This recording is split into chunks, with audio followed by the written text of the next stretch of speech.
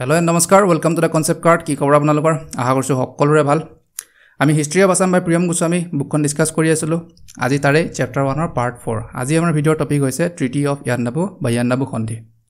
ইতিমধ্যে আমি তিনিটা পাৰ্ট অলৰেডি ডিসকাস কৰিছো যত আমি বুজিলো আহোম ৰাজ্যৰ পতনৰ বিষয়ে ব্ৰিটিছ সকলৰ আমাৰ অসমৰ প্ৰতি বাঢ়ি অহা ইন্টাৰেষ্টৰ বিষয়ে আৰু তাৰ লগতে মান সকলৰ আমাৰ অসমত শাসন ওকে শাসন বুলি ক'লে ভুল হ'ব মান সকলে আমাৰ অসমত কৰা অত্যাচাৰৰ বিষয়ে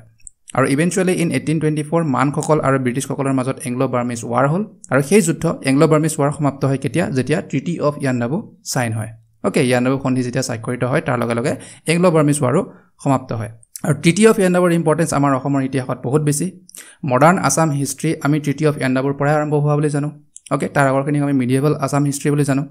সো আজি এই ভিডিঅ'ত তেতিয়া হলে আমি ইয়ান্দাবু সন্ধিৰ বিষয়ে ভালদৰে আমাৰ অসমৰ দৃষ্টিভংগীৰ পৰা আলোচনা কৰিম আৰু তাৰ লগতে আপোনালোকে এটো মন কৰিব যে ব্ৰিটিছ সকলে আমি জানো তেওঁলোক সাম্ৰাজ্যবাদী আছিল ওকে বিস্তাৰবাদী আছিল হয়নে তেওঁলোকৰ সাম্ৰাজ্য তেওঁলোকে বিস্তাৰ কৰি আহি আছিল আৰু সেই যে বিস্তাৰ কৰি আহিছে তাৰ আৰত থকা তেওঁলোকৰ কিছুমান ডিপ্লোমেটিক টেকটিক্সৰ বিষয়ে অলপ সমু আভাস এটা পাব আজি এই ভিডিঅ'টোত ওকে তেওঁলোকৰ কূটনৈতিক কৌশলবিলাকৰ বিষয়ে অলৰেডি আমাৰ ইণ্ডিয়ান হিষ্ট্ৰীত আমি দেখিছো তেওঁলোকৰ ডক্ট্ৰিন অফ ল্যাপছ কক বা পাৰ্মানেন্ট সেটেলমেন্ট কক তেনেকুৱা ধৰণৰ বহুত কিছুমান টেকটিক তেওঁলোকে এপ্লাই কৰিছিল ওকে সো আমাৰ অসমৰ লগত ইয়ান্দাবু সন্ধিৰ জৰিয়তে তেওঁলোকে কেনেকুৱা ধৰণৰ ডিপ্লোমেটিক টেকটিক্স এপ্লাই কৰিলে ইয়াতে আমি তাৰ বিষয়ে অলপমান ইয়াতে আজি সমু আভাস এটা পাম এই ভিডিঅ'ত ওকে আৰু ইয়ান্দাবুৰ সন্ধিৰ অজুহাত লৈ পেলাই ব্ৰিটিছসকলে আমাৰ অসমত আহিছিল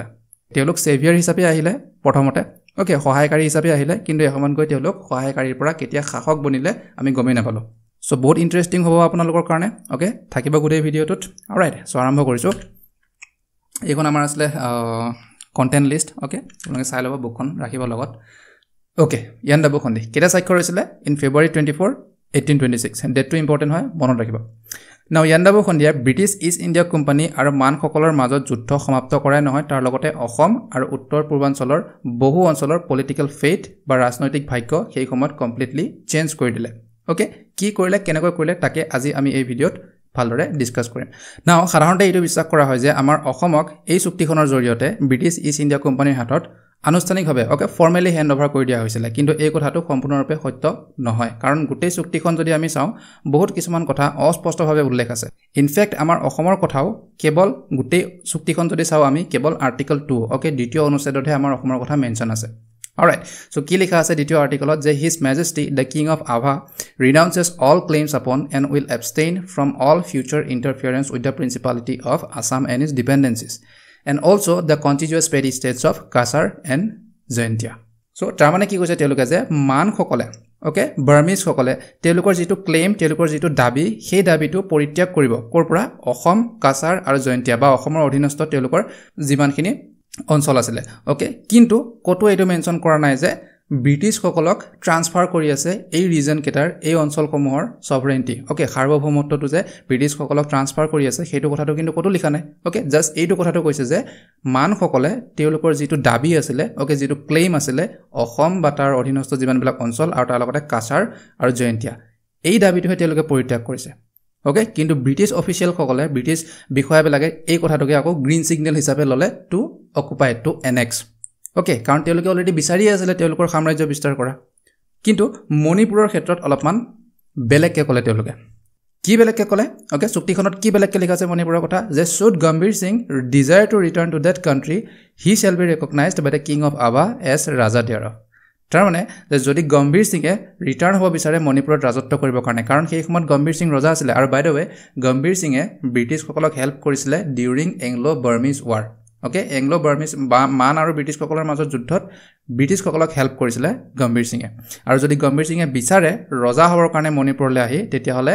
বাৰ্মাৰ ৰজা মান সকলৰ ৰজাই স্বীকৃতি দিব লাগিব তেখেতক ৰজা হিচাপে ওকে আৰু মজাৰ কথা এইটো যে অসম কাছাৰ জয়ন্তিয়া আৰু মণিপুৰৰ বিষয়ে অনুচ্ছেদ দ্বিতীয়ৰ বাহিৰে বাকি আৰু গোটেই চুক্তিখনত কতো উল্লেখ নাই নাও এইখিনিতে আমি লক্ষ্য কৰিব লাগিব ব্ৰিটিছ অফিচিয়েল বিলাকৰ ডিপ্লোমেটিক টেকটিক্সৰ বিষয়ে ওকে তেওঁলোকৰ এটো এটা কূটনৈতিক কৌশল তেওঁলোকে এইটো দেখুৱাব বিচৰা নাই যে তেওঁলোকে আক্ৰমণ কৰি অসম কাছাৰ বা জয়ন্তিয়া তেনেকুৱা ধৰণৰ অঞ্চলসমূহ তেওঁলোকৰ অধীনলৈ আনিছে তেওঁলোকক জাস্ট এটা আইনী অজুহাত এটা লাগিছিল ওকে এটা লিগেল প্ৰিটেক্স এটা লাগিছিল যাতে তেওঁলোকে ইনডাইৰেক্টলি হলেও তেওঁলোকৰ ক্ষমতা যাতে স্থাপন কৰিব পাৰে অসম কাছাৰ বা জয়ন্তিয়া তেনেকুৱা ধৰণৰ অঞ্চলবিলাকত ওকে আল্টিমেটলি তেওঁলোকৰ সাম্ৰাজ্যৰ বিস্তাৰ কৰিলে সো সেয়া আছিলে ব্ৰিটিছসকলৰ ভাৰ্চন ওকে তেওঁলোকৰ অনুবাদ নাও আমি যদি বাৰ্মিজসকলৰ ভাৰ্চনটো চাওঁ তাতো কিন্তু ইমান এটা আমি ডিফাৰেন্স দেখা নাপাওঁ ওকে জাস্ট সাম ৱৰ্ডিং ডিফাৰেন্স আমি দেখা পাম যেনে শব্দৰ ব্যৱহাৰৰ কিছুমান জাস্ট অলপমান ডিফাৰেন্স আমি দেখা পাম যেনে আকাবাদ হিচাপে কাছাৰ উঠালি হিচাপে জয়ন্তিয়া ওকে আৰু মণিপুৰৰ ৰজা গম্ভীৰ সিংক গম্ভীৰা সিং হিচাপে মেনশ্যন কৰিছিলে সো ইয়াৰ পৰা এটা কথা স্পষ্ট হৈ পৰে যে দুইটা ভাৰ্চনতে বহুত কিছুমান ক্লজেছ ওকে ধাৰা কিছুমান অস্পষ্টভাৱে লিখা হৈছিলে সো তাৰ পৰা আমি এটো ক'ব পাৰো যে না ব্ৰিটিছসকলৰ ফালৰ পৰা ওকে না ইষ্ট ইণ্ডিয়া কোম্পানীৰ ফালৰ পৰা না মানসকলৰ ফালৰ পৰা ব্ৰিটিছসকলে কেনেকৈ পলিটিক্যাল ৰাইটস অসম কাছাৰ বা জয়ন্তিয়া তেনেকুৱা ধৰণৰ অঞ্চলত পালে ওকে তেওঁলোকে ৰাজনৈতিক অধিকাৰ ক'ৰ পৰা পালে তেওঁলোকক সিকিউৰিটি কোনে দিলে কাৰণ মানসকলে যদি চাওঁ তেওঁলোকে জাস্ট ফৰ্মেলি উইথড্ৰহে কৰিছে ওকে ব্ৰিটিছসকলৰ হাতত গুটাই থৈ যোৱা নাই নহয় সো তাৰ পৰা কি হ'ল এটা পলিটিক্যাল ভেকাম এটা সৃষ্টি হৈ গ'ল এই ৰিজনখিনিত ওকে না কোনোবা শাসক আছে না কোনোবা হয়নে ৰুলাৰ আছে না কোনো ধৰণৰ শাসন ব্যৱস্থা আছে সো সেই কথাটো ব্ৰিটিছসকলৰ কাৰণে বেনিফিচিয়েল আছিল কিন্তু গম্ভীৰ সিংৰ যোনটো ৰুল মণিপুৰত ওকে সেইটো কিন্তু এষ্টাব্লিছ কৰি থৈ গ'ল okay they recognized Gambhir Singh right to rule but were silent about future Burmese involvement okay কিন্তু বাৰ্মিজ ইনভলভমেন্ট এনেও নহয় মানসকলে আকৌ পুনৰ এটেক এনেও নকৰে কাৰণ গম্ভীৰ সিংক তেতিয়া ব্ৰিটিছসকলে সহায় কৰি আছে সো মানসকলে পিছুৱাই অহা মানে এইটো নহয় যে ব্ৰিটিছসকলৰ হাতত দি থৈ আহিছে এই কথাটো আমি গম পালো ওকে কাৰণ কিয় আৰ্টিকল 3 এইটো লিখা আছে যে okay to prevent all disputes respecting the boundary line between the two great nations the British government will retain the conquered provinces okay of Arakan Ramree Cheduba and Sandoway and his majesty the king of Ava সিজ all rights thereto তাৰমানে এইটো কৈছে যে Arakan Ramree চেডুবা চান্দোৱে এই ৰিজনখিনি বৰ্তমান ম্যানমাৰৰ part হয় okay এই ৰিজনখিনি ক'ত আছে বৰ্তমান এইখিনিত আছে সো ব্ৰিটিছসকলে কি কৰিলে যে এই ৰিজনখিনি এই অঞ্চলখিনি আমাৰ অধীনত থাকিব এতিয়াৰ পৰা ওকে আৰু তাৰ কাৰণে অধিকাৰ আমি মানসকলৰ ৰজাৰ পৰা লৈছো কিয় থাকিব আমাৰ প্ৰেজেন্স ইয়াতে কাৰণ আমি ফিউচাৰত যদি কিবা ডিসপিউট হয় তাক আমি প্ৰিভেন্ট কৰিব লাগিব ওকে যাতে ভৱিষ্যতত কোনো ধৰণৰ সংঘাত নহওক তাৰ কাৰণে আমাৰ ব্ৰিটিছ আৰ্মি বা ব্ৰিটিছ প্ৰেজেন্স এই এৰিয়াখিনিত থাকিব আৰু তাৰ অধিকাৰ আমি মানসকলৰ ৰজাৰ পৰা লৈছো ওকে কিন্তু যদি অসমকো তেওঁলোকৰ অধীনত আনিব আছিল ওকে সো ডেফিনেটলি অসমৰ নাম ইয়াতে থাকিব লাগিছিল if Assam was ceded such an explicit clause would have been included এটা বেলেগ আৰ্টিকলে হওক বা বেলেগ এটা ক্লজতে হওক ওকে থাকিবতো লাগিছিল নামটো তেনেকুৱা ধৰণৰ মেনশ্যন বাট হেতুটো নাছিলে সো অলৰেডি কোনো ধৰণৰ শাসক বা শাসক ব্যৱস্থাটো নাই ওকে আসাম কাছাৰ বা জয়ন্তিয়া ৰিজনত তাৰ লগতে দ্বিতীয় অনুচ্ছেদটো এটো লিখি থৈ নগল যে কোনে এতিয়া শাসন কৰিব মানসকলো গুচি গল ওকে যে এতিয়া আমাৰ অসম কাছাৰ আৰু জয়ন্তিয়া মানুহখিনিৰ লগত কি হ'ব কাছাৰ আৰু জয়ন্তিয়াৰ অলপমান এক্সেপচন আছে বাট ষ্টিল অসমৰ বিশেষকৈ এতিয়া মানুহখিনিৰ লগত কি হ'ব হেতু এতিয়া নিৰ্ধাৰণ কৰিব যে ইয়াৰ ফিউচাৰ এই গোটেই ৰিজনখিনি গোটেই অঞ্চলখিনিৰ এটা ফিউচাৰ কোনে নিৰ্ধাৰণ কৰিব British গভৰ্ণমেণ্টে Okay, it was now up to the British government to determine the future of these regions by dealing with their legitimate rulers. Okay, legitimate rulers কিয় কৈছো কাৰণ কাছাৰ আৰু জয়ন্তিয়াৰ অলপমান এক্সেপচন আছে ওকে তেওঁলোকৰ legitimate rulers আছিলে ওকে অলৰেডি কিছুমান চুক্তি তেওঁলোকে সাইন কৰি ৰাখিছিল এইখিনি আমি আহি থকা ক্লাছত আমি ডিসকাস কৰিম ওকে কিন্তু অসমৰ লগত যদি চাও আহোমসকল আছিলে ওকে আহোমসকল আছিলে কিন্তু আহোমসকলৰ পাৱাৰ আমি জানো সেই সময়ত কিমান আছিল লাগে Now, এই অঞ্চলসমূহৰ এতিয়া ভৱিষ্যত নিৰ্ধাৰণ কোনে কৰিব ব্ৰিটিছসকলে because it was now up to the British government to determine the future of these regions. এতিয়া ভৱিষ্যত নিৰ্ধাৰণ কেনেকৈ কৰিব সেই কথাটো আমি জনাৰ আগতে আমি এইটো জানিব লাগিব যে ব্ৰিটিছসকলৰ এই অঞ্চলসমূহৰ প্ৰতি দৃষ্টিকোণ কেনেকুৱা আছিল তেওঁলোকৰ আচৰণ কেনেকুৱা আছিল তেওঁলোকে এই অঞ্চলৰ ৰজাসমূহৰ লগত ব্যৱহাৰ কেনেকুৱাকৈ কৰিছিল Now, interesting কথাটো এইটো যে ব্যৱহাৰ সকলোকে সমানে কৰা নাছিলে সকলোকে সমান দৃষ্টিৰে তেওঁলোকে চোৱা নাছিলে তেওঁলোকৰ ৰাজনৈতিক সুবিধাৰ ওপৰত ভিত্তি কৰি বেলেগ ৰজাৰ লগত তেওঁলোকে বেলেগ হিচাপে ডিল কৰিছিল উদাহৰণস্বৰূপে কাছাৰ ৰজা গোবিন্দ চন্দ্ৰক তেওঁলোকে ৰজা হিচাপে ৰেকগনাইজ কৰিলে স্বীকৃতি দিলে জয়ন্তীয়া ৰাজা ৰাম সিংহক তেওঁলোকে ৰজা হিচাপে স্বীকৃতি দিলে কিন্তু আমাৰ অসমৰ ক্ষেত্ৰত আহোমৰ ৰজাক কোনো ধৰণৰ তেনেকুৱা স্বীকৃতি দিয়া হোৱা নাছিলে Now, আচৰিত কথাটো এইটো যে তেওঁলোকে যুদ্ধ আৰম্ভ হোৱাৰ আগতেই এনেকুৱা ধৰণৰ ডিসক্ৰিমিনেটৰি পলিচিৰ বা পক্ষপাতী আচৰণৰ পৰিকল্পনা কৰিছিল তেওঁলোকে আগতীয়াকৈ এইটো সিদ্ধান্ত লৈছিল যে তেওঁলোকে কাৰ লগত কথা বতৰা পাতিব আৰু কাক তেওঁলোকে এক্সক্লুড কৰিব বা বাদ দিব সো এইটো এটা তেওঁলোকৰ pure and calculated political strategy আছিল তেওঁলোকৰ এটা ৰাজনৈতিক কৌশল আছিল কিয় কৈছো মই কাৰণ ইন 1824 যুদ্ধ আৰম্ভ হোৱাৰ আগতে ডেভিড স্কট সেই সময়ৰ agent to the governor general for the north eastern frontier তেখেতে অলৰেডি কাছাৰৰ ৰজা আৰু জয়ন্তীয়াৰ ৰজাৰ লগত কিছুমান চুক্তি স্বাক্ষৰ কৰি ৰাখিছিলে যেনে আমি যদি কাছাৰৰ সন্দৰ্ভত চাওঁ ৰজা গোবিন্দ চন্দ্ৰই 10,000 টকা খাজানা পে কৰিব ব্ৰিটিছসকলক ওকে প্ৰত্যেক বছৰে আৰু কাছাৰৰ যিমানবিলাক ইণ্টাৰনেল এডমিনিষ্ট্ৰেশ্যনৰ মেটাৰ আছে ওকে যে তেওঁলোকৰ আভ্যন্তৰীণ প্ৰশাসনিক বিষয়ৰ লগত জড়িত যিকোনো মেটাৰ তাত কিন্তু ব্ৰিটিছসকলৰ হস্তক্ষেপ থাকিব দেন জয়ন্তীয়াৰ ক্ষেত্ৰত কি কোৱা হৈছে যে ৰাজা ৰাম সিংহে কোনো ধৰণৰ ট্ৰিবিউট বা খাজানা পে কৰিব নালাগে কিন্তু ব্ৰিটিছসকলৰ মিলিটাৰী অপাৰেশ্যনত তেওঁলোকৰ সামৰিক অভিযানত সহায় কৰিব লাগিব আৰু তাৰ লগতে যিমানবিলাক তেওঁলোকৰ ইণ্টাৰনেল মেটাৰ ওকে আভ্যন্তৰীণ বিষয় আছে সেই বিষয়বিলাকৰ ৰিলেটেড উপদেশ ল'ব কাৰ পৰা গভৰ্ণৰ জেনেৰেল ইন কাউন্সিলৰ পৰা ওকে সো আমি যদি চাওঁ কাছাৰ আৰু জয়ন্তীয়া দুয়োখন ৰাজ্যৰ লগতে বেলেগ বেলেগ ধৰণৰ ট্ৰিটি ব্ৰিটিছসকলে সাইন কৰিছে কিন্তু তেওঁলোকৰ উদ্দেশ্য আছিল একে যে শাসক হিচাপে ৰজাসকলক ৰজাৰ পদত ৰাখক আৰু এইটো নিশ্চিত কৰক যে তেওঁলোক ব্ৰিটিছসকলৰ অধীনত থাকে আৰু ব্ৰিটিছসকলক সহযোগিতা কৰে সো এইবোৰ আছিল ব্ৰিটিছসকলৰ ডিপ্ল'মেটিক টেকটিক্স তেওঁলোকৰ কূটনৈতিক কৌশল যাৰ ফলত তেওঁলোকে কমপ্লিট কণ্ট্ৰল সম্পূৰ্ণভাৱে নিয়ন্ত্ৰণ কৰি ৰাখিছে কাছাৰ আৰু জয়ন্তীয়া কিন্তু তাৰ লগে লগে তেওঁলোকৰ কোনো ধৰণৰ প্ৰশাসনিক দায়িত্বও নাই কোনো ধৰণৰ এডমিনিষ্ট্ৰেটিভ ৰেছপন্সিবিলিটিও নাই সেই ৰিজনখিনিৰ ওপৰত এতিয়া আপোনালোকৰ মনত এটা প্ৰশ্ন আহিব পাৰে যে ব্ৰিটিছসকলে এনেকুৱাকৈ কিয় কৰি আছে তেওঁলোকেতো কমপ্লিটলি নিজেই গৈ এনেক্স কৰি ল'ব পাৰে কাছাৰ আৰু জয়ন্তীয়াৰ পৰা ৰজা কেইজনক আঁতৰুৱাই তেওঁলোকে নিজেই গৈ শাসন কৰিব পাৰে ওকে কাৰণটো আছিল তেওঁলোকৰ সীমান্তৰ সুৰক্ষা ওকে ফ্ৰণ্টিয়াৰ ডিফেন্স কাৰণ আমি যদি চাওঁ কাছাৰ আৰু জয়ন্তীয়া এই ৰাজ্য দুইখনে বৰ্ডাৰ শ্বেয়াৰ কৰিছিলে কাৰ লগত সিলেটৰ লগত আৰু সিলেট আছিল তেতিয়া ব্ৰিটিছসকলৰ অধীনত থকা এটা অঞ্চল বেংগল প্ৰভিন্সত আৰু বেংগল প্ৰভিন্সৰ সুৰক্ষাৰ বাবে কাছাৰ জয়ন্তীয়া তেনেকুৱা ধৰণৰ সীমান্ত এলেকাত থকা ৰাজ্যসমূহত স্থিৰতা শান্তি আৰু ব্ৰিটিছসকলৰ প্ৰভাৱ ইষ্ট ইণ্ডিয়া কোম্পানীৰ বাবে বহুত ইম্পৰ্টেণ্ট আছিল আৰু সেই কাৰণে তেওঁলোকে গোবিন্দ চন্দ্ৰ আৰু ৰাজা ৰাম সিংহক কাছাৰ আৰু জয়ন্তীয়াত শাসন কৰিবলৈ অনুমতি দিলে কিন্তু আল্টিমেটলি পাৱাৰ কাৰ হাতত আছিল ক্ষমতা কাৰ হাতত আছিল কোনে ইনডাইৰেক্টলি কণ্ট্ৰল কৰি আছিল সেয়া আছিল ব্ৰিটিছসকল কিন্তু মণিপুৰৰ ক্ষেত্ৰত অলপ বেলেগ আছিল যে যদি ৰজা গম্ভীৰ সিঙে মণিপুৰত আহি শাসন কৰিব বিচাৰে তেন তেখেতক ৰজা হিচাপে স্বীকৃতি দিব মানসকলে আৰু ইয়াৰ বিষয়ে স্পষ্টভাৱে উল্লেখ আছিল ইয়াণ্ডাবু সন্ধিত সো মণিপুৰৰ কাৰণে ইমানখিনি স্পেচিয়েল ট্ৰিটমেণ্ট কিয় বিকজ মণিপুৰ আৰু ৰজা গম্ভীৰ সিঙে সহায় কৰিছিলে ব্ৰিটিছসকলক মানসকলক খেদি পঠিওৱাত কাছাৰ আৰু মণিপুৰৰ পৰা কিন্তু চুক্তিখনত এইটো লিখা হোৱা নাছিল যে মণিপুৰ আৰু মানসকলৰ মাজত ভৱিষ্যতত গৈ সম্বন্ধ কেনেকুৱা ধৰণৰ হ'ব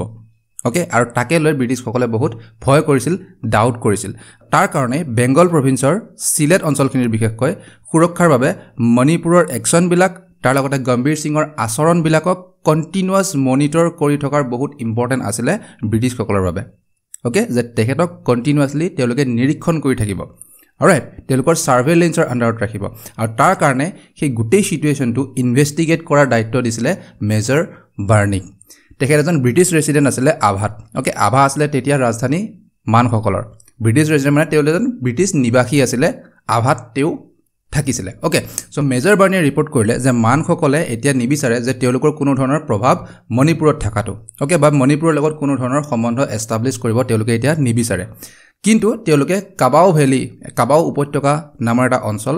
যিটো অঞ্চল মণিপুৰৰ ৰজা গম্ভীৰ সিঙে সেই সময়ত কেপচাৰ কৰি ৰাখিছিলে মানসকলৰ পৰা সেই কাবাও ভেলী ৰিজনখিনি মানসকলে আকৌ ঘূৰাই বিচাৰিলে ওকে আৰু ব্ৰিটিছসকলেও সেই ক্লেইমটো একচেপ্ট কৰিলে তেওঁলোকে ভাবিলে যে গম্ভীৰ সিঙক তেওঁলোকে মান্তি নিয়াব পাৰিব ওকে কনভিন্স কৰাব পাৰিব to return that Kabaw valley to Verma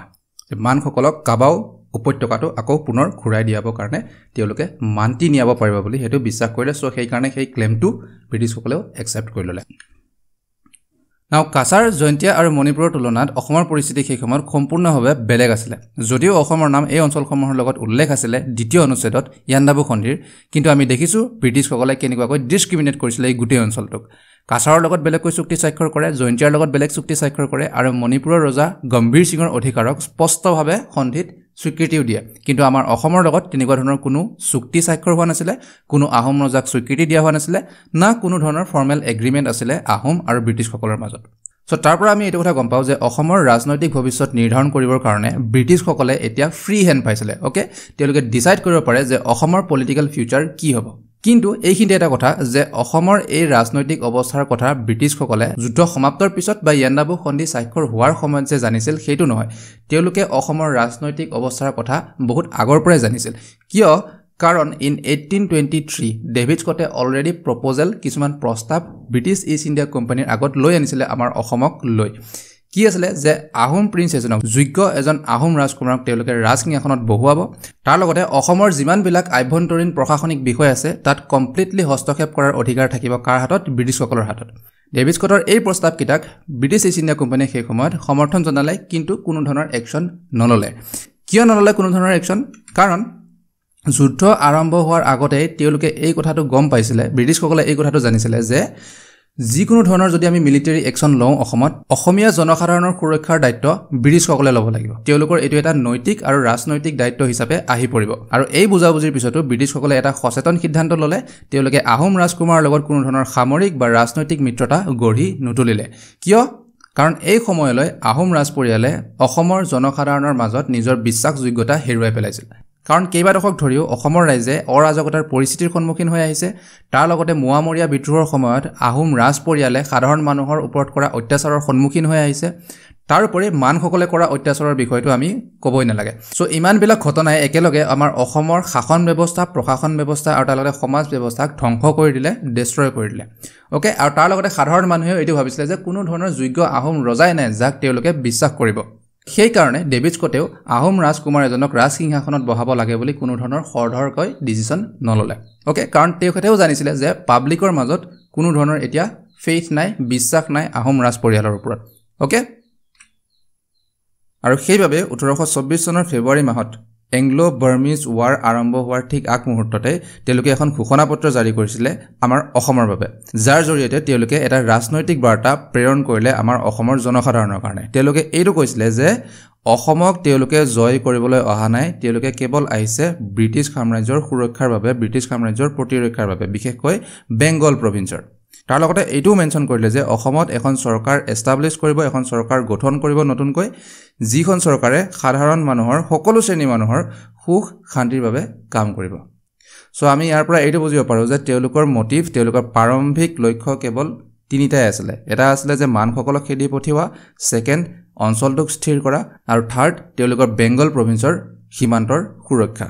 নাও ইয়াৰ পৰা আমি এইটো ক'ব পাৰোঁ যে ব্ৰিটিছসকলে এতিয়াও এই পৰ্যন্ত তেওঁলোকে কোনো ধৰণৰ স্থায়ী শাসনৰ কথা আমাৰ অসমত ভবা নাছিল তেওঁলোকে কেৱল বেংগল প্ৰভিন্সৰ পূব সীমান্তৰ সুৰক্ষাৰ কথাহে ভাবি আমাৰ অসমলৈ আহিছিল এটলিষ্ট অন্ততঃ এই সময়ছোৱালৈকে কিন্তু লাহে লাহে ব্ৰিটিছসকলৰ পলিচিত তেওঁলোকৰ নীতিবোৰত কিছুমান পৰিৱৰ্তন আহে okay shift in British policy towards Assam আৰু এই পৰিৱৰ্তনবিলাক আহিলে বিশেষকৈ যুদ্ধৰ সমাপ্তিৰ পিছত কি কাৰণে তেনেকুৱা পৰিৱৰ্তন আহিব লগা হ'ল তেওঁলোকৰ পলিচিত কাৰণ আছিলে যে নাম্বাৰ 1 তেওঁলোকে সেই কাৰণ কেইটা কৈছে যে নাম্বাৰ 1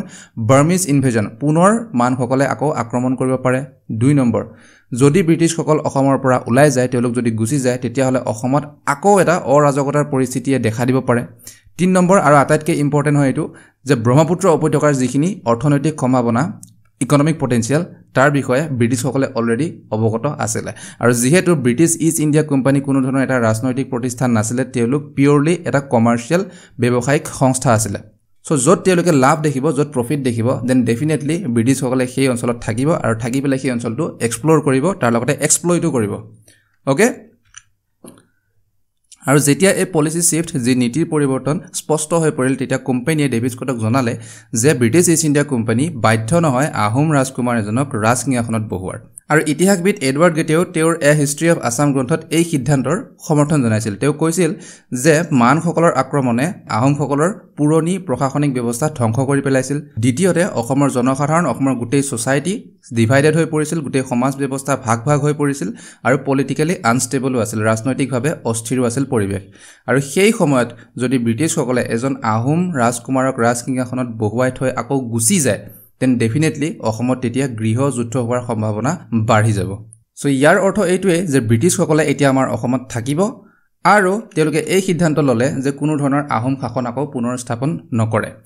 কিন্তু 1824 চনৰ ঘোষণাপত্ৰৰ মতে তেওঁলোকে এখন চৰকাৰ গঠন কৰিম বুলি কৈছিল ওকে সো তেওঁলোকে তেওঁলোকৰ প্ৰতিশ্ৰুতি নাৰাখিলে তেওঁলোকৰ কথা ব্ৰিটিছসকলে নাৰাখিলে আৰু যিহেতু মানসকলেও তেওঁলোকৰ দাবী পৰিত্যাগ কৰিলে অসমৰ পৰা কোনো যোগ্য আহোম ৰজাও নাছিলে শাসন কৰিবৰ কাৰণে আৰু যিমানখিনি স্থানীয় নেতা যেনে বৰফুকন বুঢ়াগোহাঁই তেওঁলোকৰ মাজত যি স্থানীয় বিবাদ তাৰ ফলত কোনো চৰকাৰো গঠন কৰিব নোৱাৰিলে সো এই গোটেই কাৰণবোৰক একেলগে লৈ আৰু তাৰ লগতে কোনো অন্য ক্ষমতাৰ অনুপস্থিতিত ব্ৰিটিছসকলে আমাৰ অসমত শাসক হৈ পৰিলে তেওঁলোক না কোনো চুক্তিৰ জৰিয়তে না তেওঁলোকৰ হাতত কোনো ৰাজনৈতিক অধিকাৰ আছিলে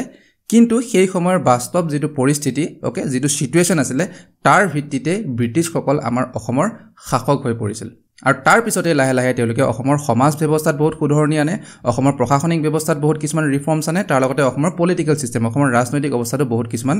চেঞ্জেছ পৰিৱৰ্তন আনে যাৰ বিষয়ে আমি আহি থকা ভিডিঅ'বিলাকত আমাৰ আহি থকা চেপ্টাৰ কেইটাত আমি আলোচনা কৰিম সো ইমানেই আছিল আজিৰ ভিডিঅ'ত আশা কৰিছো আপোনালোকে বহুতখিনি কথা জানিলে বহুতখিনি কথা গম পালে ইয়াণ্ডাবু সন্ধিৰ বিষয়ে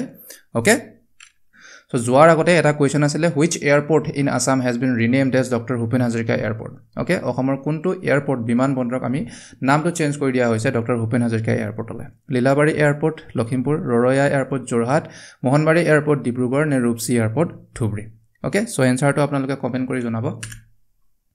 সো থ্যাংক ইউ এভৰিওয়ান আমাৰ টেলিগ্ৰাম চেনেলটো জয়েন হ'বৰ কাৰণে স্ক্যান কৰি ল'ব পাৰে এই কিউআৰ কোডটো আমি লগ পাম নেক্সট ভিডিঅ'ত জয় আই অসম জয় হিন্দ